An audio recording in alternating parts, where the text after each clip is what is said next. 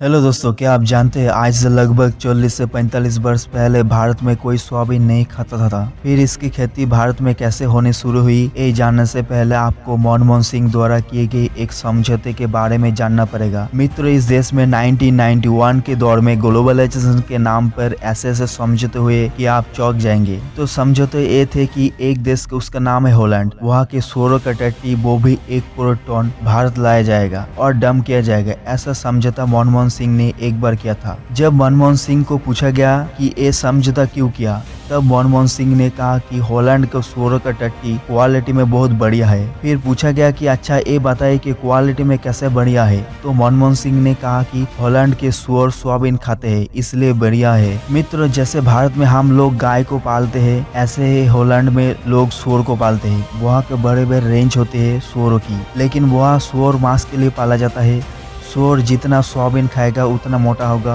और उतना मांस उसमें से निकलेगा। तो फिर मनमोहन सिंह को पूछा गया कि ये हॉलैंड जैसे देश में सोयाबीन जाता कहाँ से है, तो पता चला कि भारत से जाता है और मध्य प्रदेश में सबसे ज्यादा जाता है। मित्रों, पूरी दुनिया में वैज्ञानिक कहते हैं अगर किसी खेत में आपने 10 साल सोयाबीन उगाया तो 11 साल आप वहाँ कुछ नहीं उगा सकते, जमीन इतनी बंजर हो जाती है। आप देखिए इस मनमोहन सिंह ने क्या किया। हॉलैंड के सूअरों का सोयाबीन खिलाने के लिए पहले मध्य प्रदेश में सोयाबीन की खेती करवाई। खेती कैसे करवाई? किसानों को बोला गया आपको सोयाबीन की फसल का दाम का ज्यादा दिया जाएगा। तो किसान बेचारा लालच के चक्कर में सोयाबीन उगाना शुरू कर दिया और कुछ डॉक्टरों के रिश्वत लेकर बोलना शुरू कर दिया कि ये सेहत के लिए बहुत अच्छी है। तो इस प्रकार भारत में सोयाबीन हॉलैंड जाने लगी ताकि उनके सूअर खाए, उनकी चर्बी बढ़े और मांस का उत्पादन ज्यादा हो। और बाद में हॉलैंड के सूअर सोयाबीन खा के जो टट्टी करेगा वो भारत में लाई जाएगी। वो भी 1 करोड़ टन सूअर का टट्टी समझौता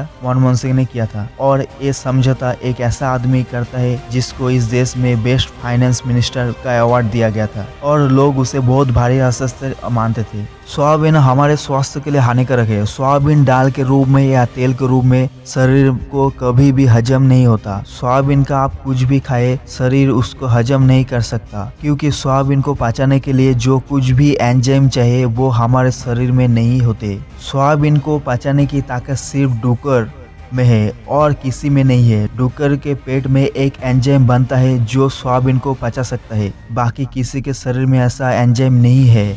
आप कहेंगे कि सोयाबीन में तो प्रोटीन होती है, लेकिन सोयाबीन और उसके प्रोटीन को पचा सके ऐसे एंजाइम ही हमारे शरीर में नहीं है। इसीलिए इंसान को सोयाबीन का तेल, सोयाबीन का दाल, सोयाबीन का दूध या फिर सोयाबीन का कुछ भी नहीं खाना चाहिए। कितना भी सस्ता मिले फिर भी कभी मत खाना। मूंगफली का तेल हो, तिल का तेल हो, सूरजमुखी का तेल या फिर सरसों का तेल, ऐसे तेल भले ही कितनी महंगी हो जाए लेकिन खाने में ऐसे ही तेल का इस्तेमाल करें। इनमें से कोई भी तेल खाए लेकिन शुद्ध तेल ही खाए। वेजिटेबल ऑयल एक प्रकार का ऑयल ही है लेकिन उसे नहीं खाना चाहिए। तेल खाना तो शुद्ध तेल ही खाना, रिफाइंड तेल कभी मत खाना। तेल जितना रिफाइंड होता है उतना ही जहर उसमें बढ़ता जाता है। मित्रों, दरअसल सोयाबीन में जो प्रोटीन है वो एक अलग किस्म का प्रोटीन है। उस प्रोटीन को शरीर का एक्सक्रीटर सिस्टम कभी बाहर निकल नहीं पाता। प्रोटीन अंदर ही जमा होता रहता है जो कि बाद में आगे जाकर बहुत परेशान करता है। प्रोटीन के और भी विकल्प हमारे पास, जैसे उड़द की दाल में बहुत प्रोटीन है, आप वो खा सकते हैं।